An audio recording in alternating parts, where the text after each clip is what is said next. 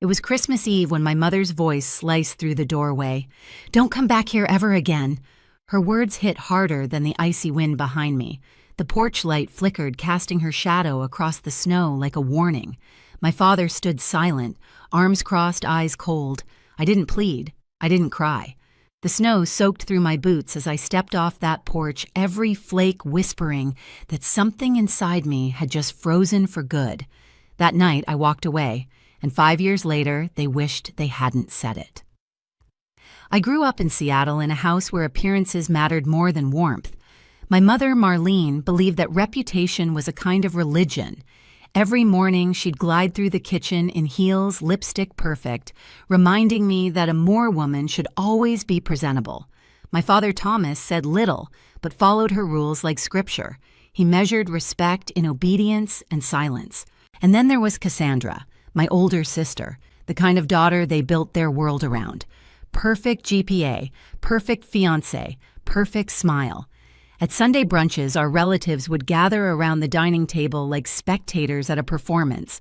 Mom would pour coffee, laugh loudly, and say, "Cass just got promoted again. Partner track already." Everyone clapped. Then she'd turn to me. "Lavana's still finding her path," she'd add, smiling thinly as if it were an act of mercy. I'd feel my face flush, pretending to sip from an empty cup. Back then, I tried so hard to be the peacekeeper. I'd help set the table, run errands, stay quiet when Cassandra interrupted me mid-sentence. I thought maybe if I gave more, they'd love me more.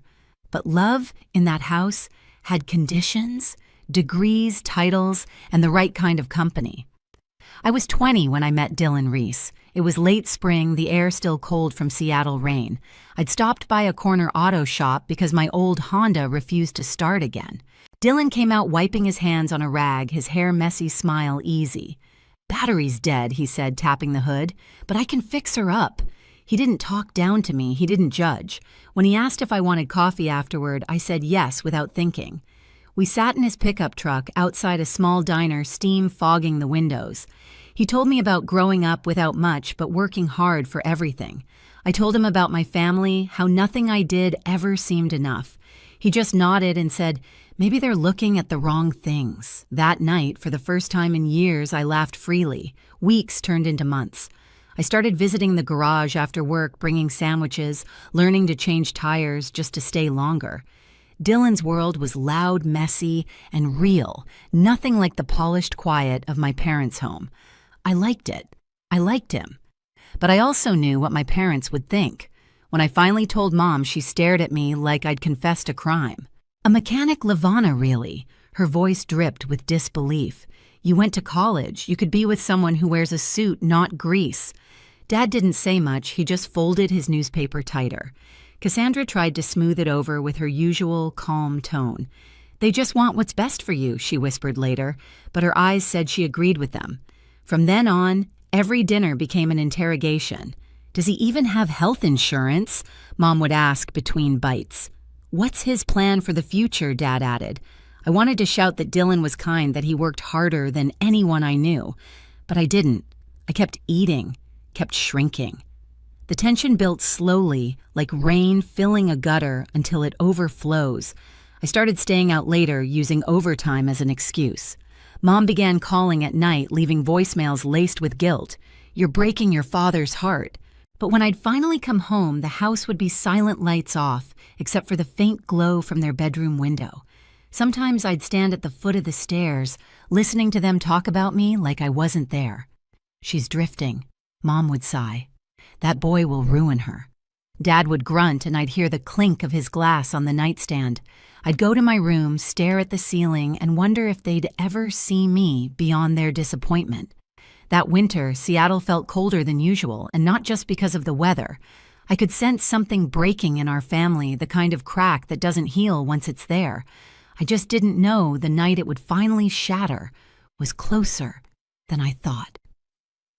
Every family dinner became a stage play, where Cassandra shone under the spotlight, and I was the forgotten understudy. Mom would beam at her across the table. "Cass, tell them about the new case you're handling," she'd say, ignoring the fact that I just mentioned getting a commendation at work. Cassandra would smile politely, brushing a strand of hair behind her ear, and launch into details about her client meetings downtown. Dad nodded along, pride softening his face. Then he'd glance at me. "You should take notes, Lavana. That's what ambition looks like." It wasn't the words that hurt the most, it was how natural they sounded coming from him. I tried to keep my distance, but family has a way of dragging you back into the fire. Mom would still invite me over, saying she missed me, but every visit felt like walking into a courtroom. The walls carried judgment, even the family photos seemed to glare. Once, when I arrived wearing jeans after a long day at the shop, Mom frowned. "You used to dress so nicely," she said. "What happened?" Cassandra's fiancé, a surgeon named Richard, chuckled softly, pretending not to hear. They all thought Dylan was a phase, some misguided rebellion that would fade once I came to my senses. But Dylan made me feel alive in ways that House never could. He didn't care about pedigrees or bank accounts. We'd drive out to the Sound after dark park by the water and talk about opening his own garage one day. He believed in small steps and honest work. You don't need their approval, he told me once. You just need to breathe. But the more time I spent with him, the harsher the contrast became. Cassandra's engagement party sealed it. The ballroom was dripping in white roses and chandeliers, her picture-perfect life on display. Mom cornered me near the dessert table, her voice sharp under the music. "You should think about your future," she said. "Your sister is marrying stability. You're playing house with a man who changes tires." The words cut deep. I excused myself, stepping outside for air. Rain mixed with tears I refused to acknowledge. Dylan followed, placing his jacket over my shoulders. "Let it go," he whispered. But how could I? I could feel my mother's gaze through the glass doors, cold and certain. After that night, I stopped trying to fix what was broken. Calls from home went unanswered. I poured my energy into helping Dylan's dream, drawing up spreadsheets, saving every spare dollar. For a while, it felt like we were building something real, something that could prove them wrong. Then the comments started slipping through Cassandra's polite smile. I heard Dylan still renting. "Isn't he a bit..." Stuck. She didn't mean to be cruel, but the pity in her tone said everything. I realized then that in my family's eyes, success was a costume you wore, not a life you built. By the time Christmas approached, I barely recognized myself in their stories. To them, I'd become the cautionary tale, the one who traded her future for love. I told myself it didn't matter, but it did. Every word, every look, every silence, they stacked up brick by brick until the night the whole structure came crashing down. It happened on Christmas Eve. The air outside was sharp enough to sting, and inside the house glowed with the same perfection it always had. Garland wrapped tight around the staircase, crystal dishes gleaming on the table. I hadn't planned to come, but Cassandra begged me. "Just dinner," she said. "Mom's calmer now." I believed her. Dylan dropped me off at the curb, kissed my forehead, and promised to wait in the car. I stepped inside, brushing snow from my coat. Mom barely looked up from arranging the silverware. "You're late," she said, her voice cool. Dad stood by the fire, drink in hand, eyes fixed on the news. Cassandra gave me a tight smile that didn't reach her eyes. Dinner was quiet at first. Roast turkey, cranberry sauce, and tension so thick you could carve it. Mom finally broke the silence. So she began still with the mechanic. I nodded. She set down her fork with a soft clang. "Lavana, you're wasting your life." I tried to stay calm. "He's starting his own business. We're doing fine." Mom laughed short and sharp.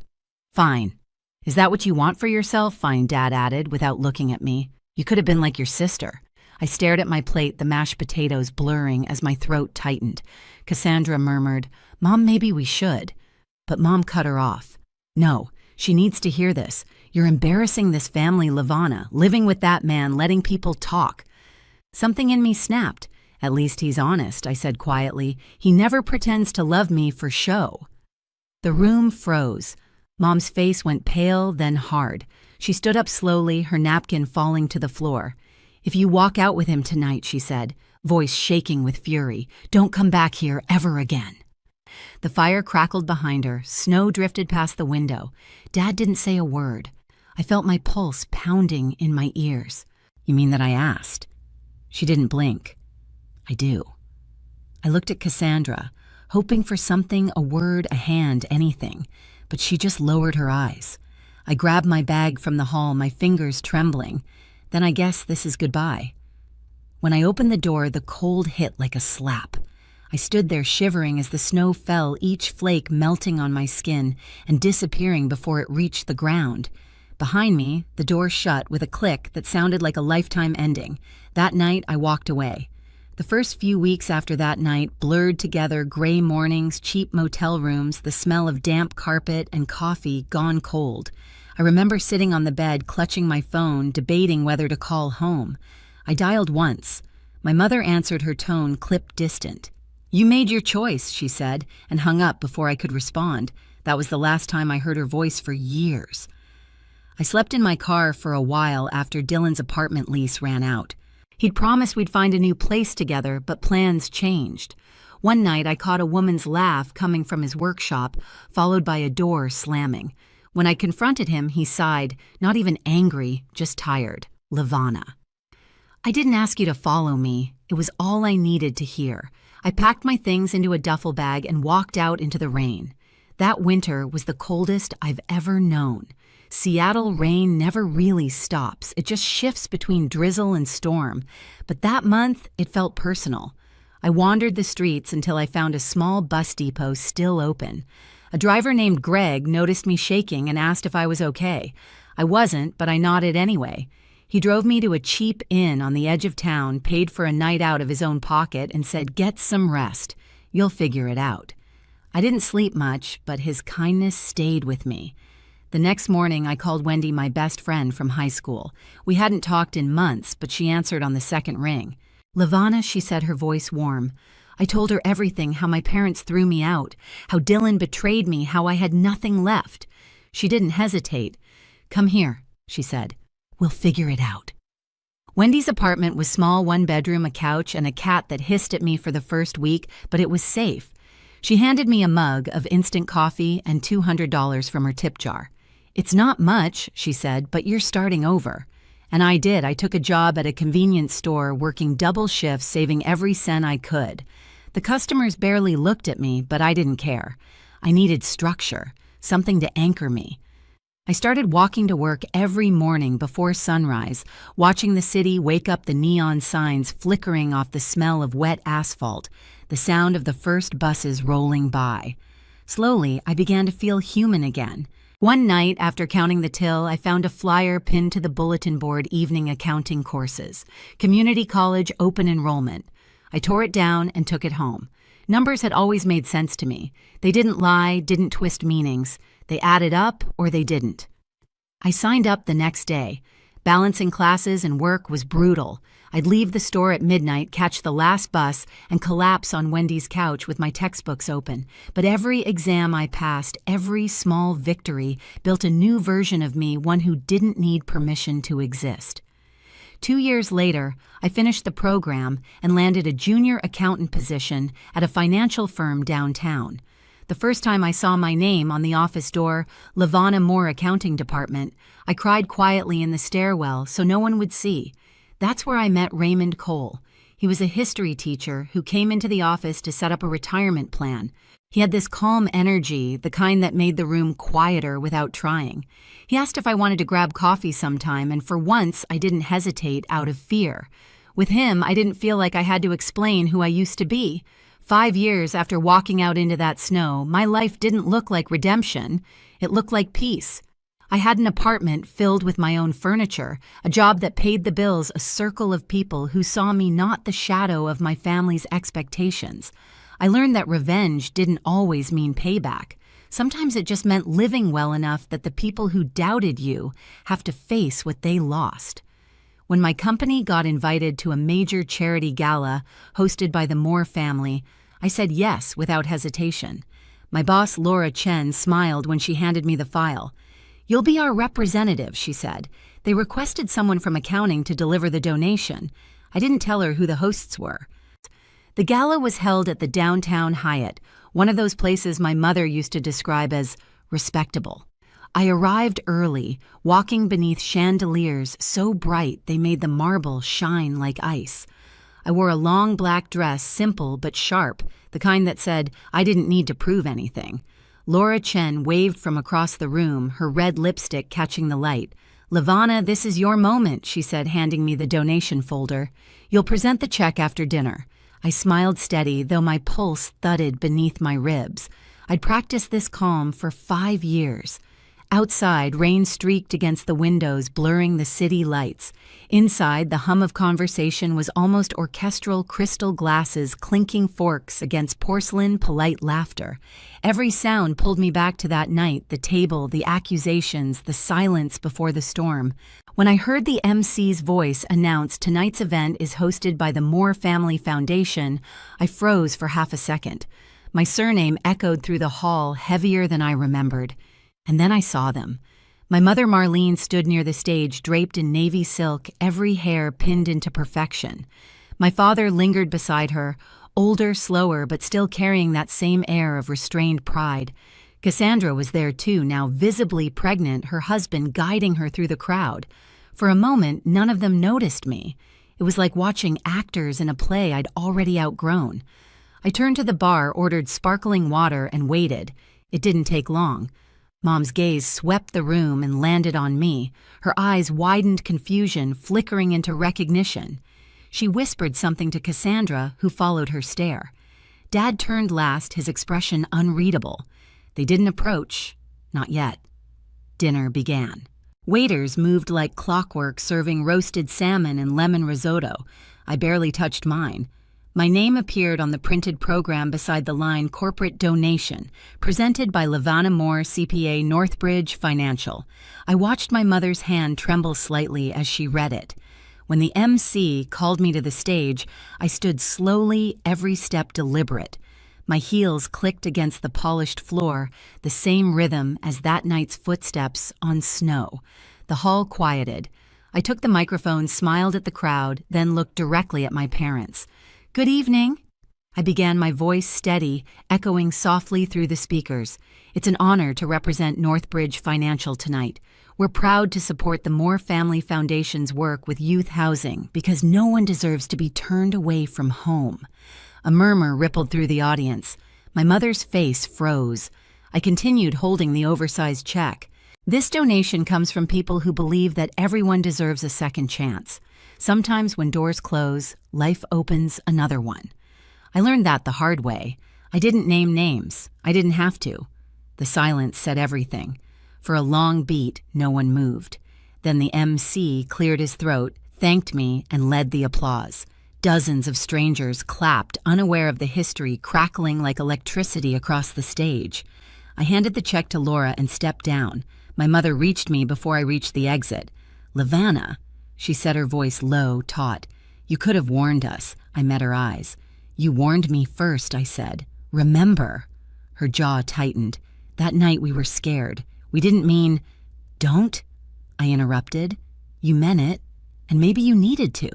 Because if you hadn't, I'd still be the daughter trying to earn her seat at this table." Cassandra hovered behind her, one hand on her stomach, tears shining in her eyes.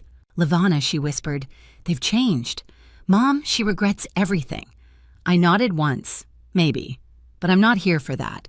I'm here because I built something they said I never could. My father finally spoke. "We're proud of you," he said quietly, as if pride could erase years of silence. "Pride," I repeated, tasting the word. "That used to mean everything to you. Now it means nothing to me." For a moment, none of us moved. Around us, people laughed. Music swelled, champagne glasses clinked. I almost felt detached, watching someone else's family disintegrate under the soft glow of chandeliers. Raymond appeared beside me, his hand warm against my back. "You okay?" he asked softly. I turned to him and smiled. "Yeah, better than okay." He nodded toward the exit. "Then let's go." As we walked out, I heard my mother calling my name again, softer this time, almost pleading. I didn't turn around. Outside, the rain had turned to mist. The city glimmered beneath it, reflections rippling in puddles. I inhaled deeply, the air cool and clean. Raymond opened the car door, but I paused, glancing back at the hotel's glass facade. Through it, I could see my parents standing together under the ballroom light, their figures small against the golden backdrop. I remembered the porch light from that night, the snow falling, the sound of the door closing. The same ache tried to rise in my chest, but it couldn't touch me anymore. I had outgrown it. Raymond followed my gaze. "That them?" he asked. I nodded. "Yeah, that's them." He waited. "You want to talk to them?" "No." I smiled faintly. "They'll talk to themselves. Regret's loud enough." He reached for my hand. "You sure?" "I'm sure." I said and meant it. We drove through the quiet streets of Seattle, headlights catching the rain like silver threads. For the first time, I didn't feel the need to look back. The city didn't feel like a cage anymore. It felt like proof that I'd survived, rebuilt, and risen without anyone's permission. Somewhere behind me, in that glittering ballroom, my parents were probably telling someone that I'd made it, twisting the story to sound like they'd always believed I would. That was fine. They could have their version. I had the truth. As the car turned onto my street, the neon sign from the corner cafe flickered, "Open 24 hours." I smiled. 5 years ago, I'd stared through that same window, broke and freezing, wondering if I'd ever feel safe again. Now I was driving home. The rain tapped gently against the windshield. Seattle never stopped raining, but tonight it felt different. It didn't sting anymore. It just washed things clean. When we reached my apartment, the rain had softened to a hush. Streetlights shimmered across the wet pavement, and I could see my reflection in the glass, steady, unafraid. Raymond walked me upstairs, his hand brushing mine. Inside, the air was warm, smelling faintly of coffee and lavender. I slipped off my heels and stood by the window, watching the city breathe below. 5 years ago, I'd stood outside my parents' house, shivering, begging the universe for mercy. Tonight I stood taller because I'd learned something they never did: love, built on control, isn't love at all. Raymond came up behind me, wrapping his arms around my waist. "Still thinking about them?" he asked. I smiled. Not really, just closing the chapter. Outside, the rain glowed beneath the streetlights, soft, endless, forgiving. "Seattle still rains," I said quietly, "but I'm not cold anymore." Have you ever had to walk away to find peace? Share your story below, and don't forget to subscribe for more real stories like mine.